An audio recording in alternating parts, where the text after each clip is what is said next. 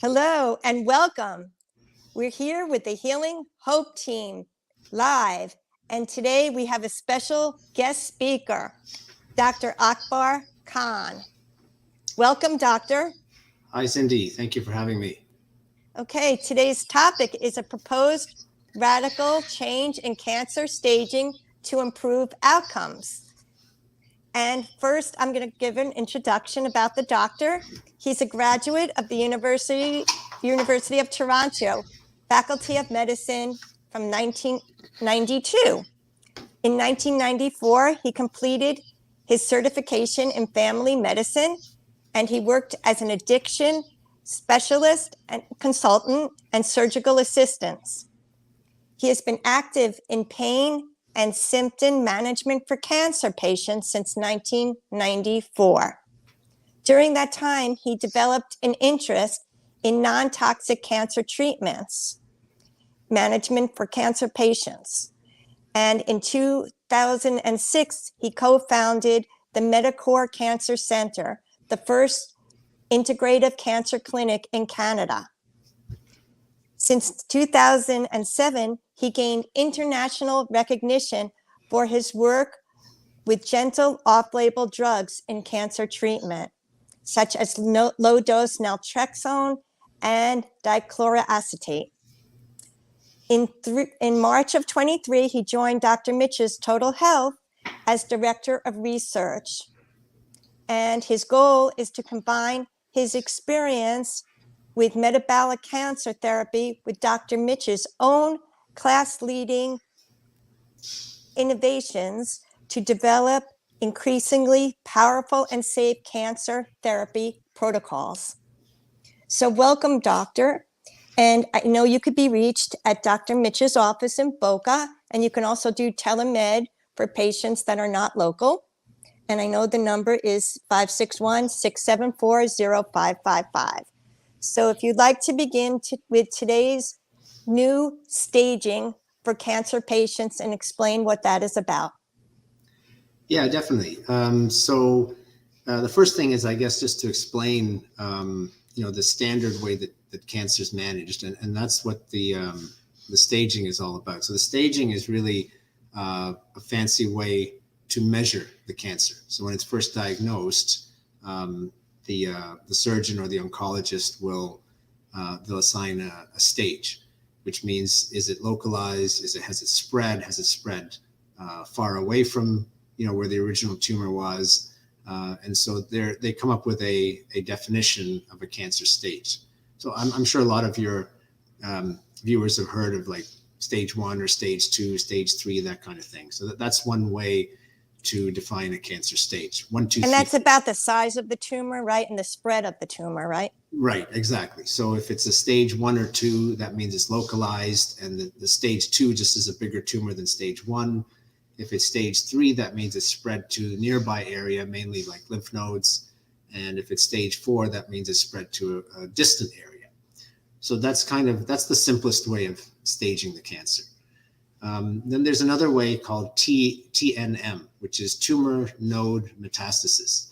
So that's just a little more detailed, but basically the same thing. The T is the tumor size. The N is whether nodes are involved or not, and then they'll assign like a 1, 2, 3, 4, like let's say an N2. And then M is metastases, so it's either M1 or M0. M0 means no metastases. M1 is yes, there's distant spread. So that's just another way to stage it. So that's the standard. Okay, if you want to tell us about the new method of staging that you're recommending. Right. So what we've done is over the years, we've been using, in addition to the standard staging, which is helpful, but it's incomplete. In addition to that, we've been looking at whether cancer cells are spreading through the blood. And that's the essence of this new paper that I just published with a couple of my colleagues. We're now saying that in addition to the standard staging, we must also look at cancer spread through the blood. And the reason for that is very simple, because most of the spread of cancer to distant sites occurs through the blood. And also that has the most profound impact on survival. So whether cancer spreads to a distant spot and then starts, forming new tumors somewhere else, that's usually what is the cause of death. So with the current staging system, to ignore, the cancer spread through the blood is really a major deficiency. And so we're proposing to correct that deficiency by including a measurement of how cancer spreads through the blood. So typically patients will go for a CAT scan or an MRI, right? But that has, you're saying, limitations? Right, exactly. So the CAT scan or MRI can show tumors. It can show masses of cells that are, down to a certain size, but it doesn't show microscopic disease. It doesn't show cancer cells in the bloodstream. And that is the main way that cancer spreads to distant organs. However, even though the CAT scans and MRIs don't show that, there are tests that show that. And they're not new. They've been around for many years, really over a decade. And those types of tests that measure live cancer cells in the blood are also well studied. So it's been shown that by measuring cancer cells in the bloodstream, one is we can see what the potential is of the cancer to spread, or I mean, it's more than potential because it's actually spreading through the blood, and we're now seeing that with either with a microscope or with some type of a computerized system. And on top of that, if we measure the amount of cancer in the blood and then we do a treatment and then we remeasure that or restage, then we can see if the treatment's working, even if there's no tumors visible on a CAT scan. So it's early detection through circulating tumor cells, CTC. And I know you have used the main track test, and that measures EPCAM, if you can explain what that is. Right. Yeah. So we use, in my experience, we just have a lot of experience with this particular test called main track, which is a way of measuring live cancer cells in the blood. And that lab's in Germany. Now in the States, there is a approved test. It's called Cell Search. That's FDA approved. So I'm sure a lot of clinicians would be using that.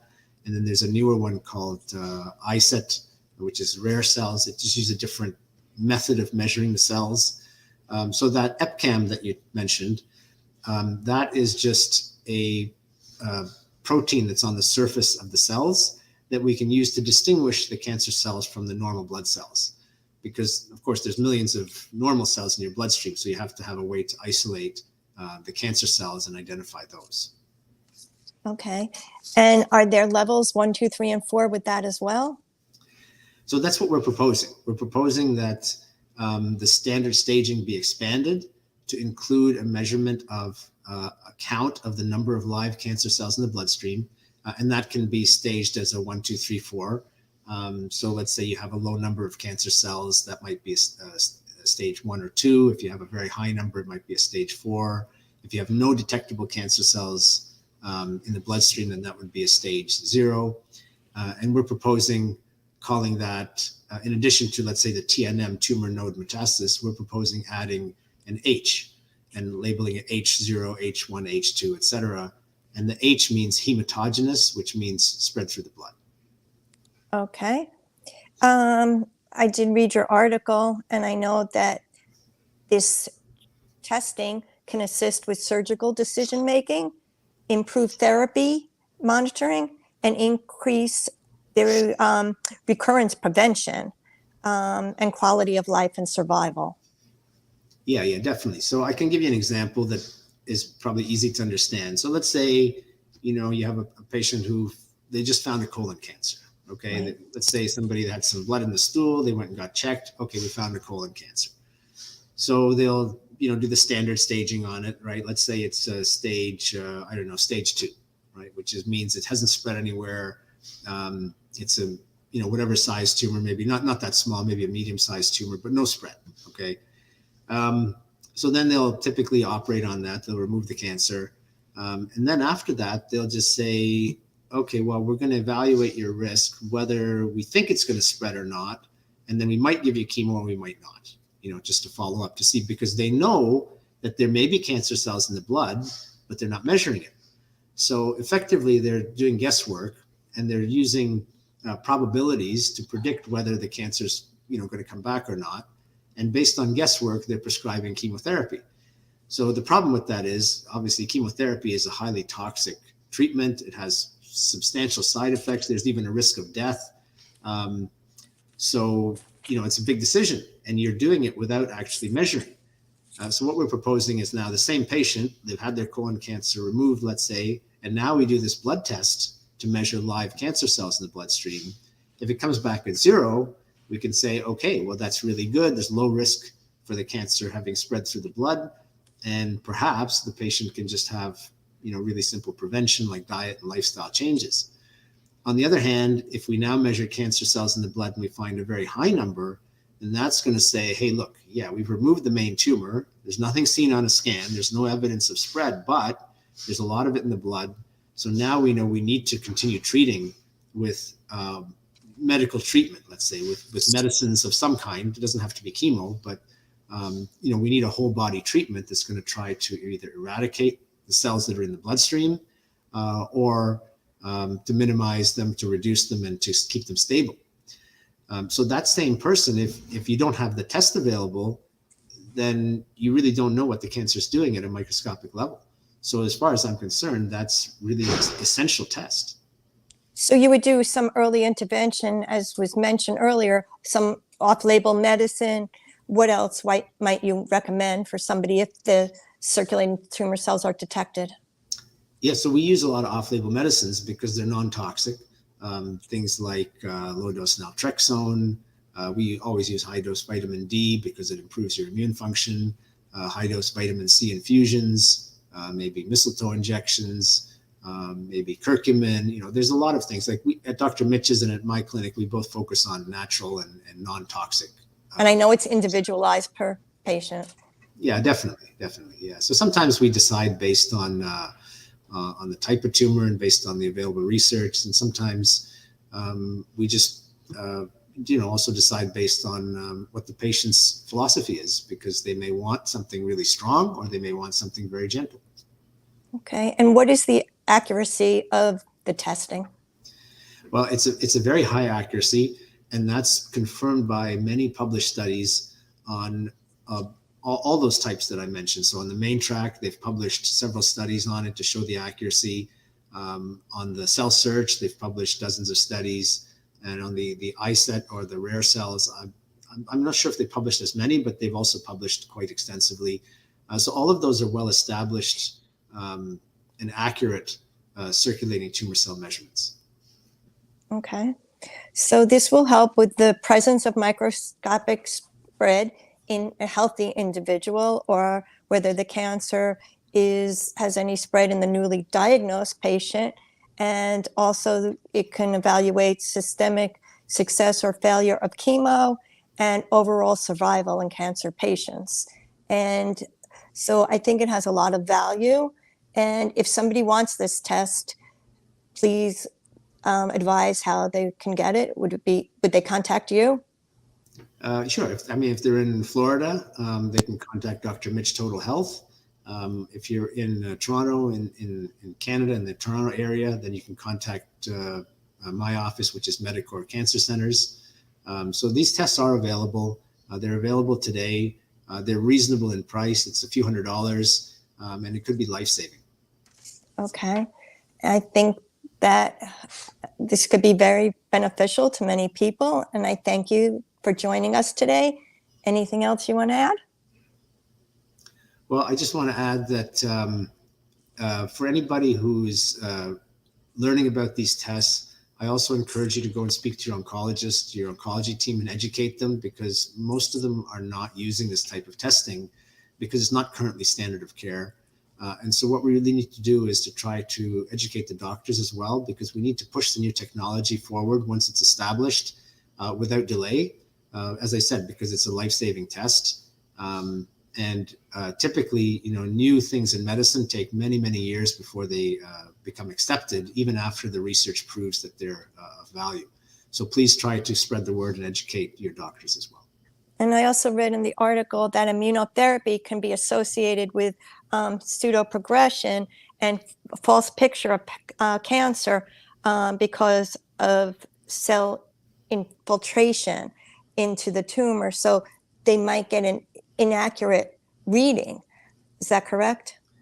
Right. So this is a new issue that's come up with the newer immune-based therapies, that when you use an immune therapy, the cancer tumors can actually swell. So if you just do a CT scan or an MRI after an immune therapy, you might see that the tumor has enlarged.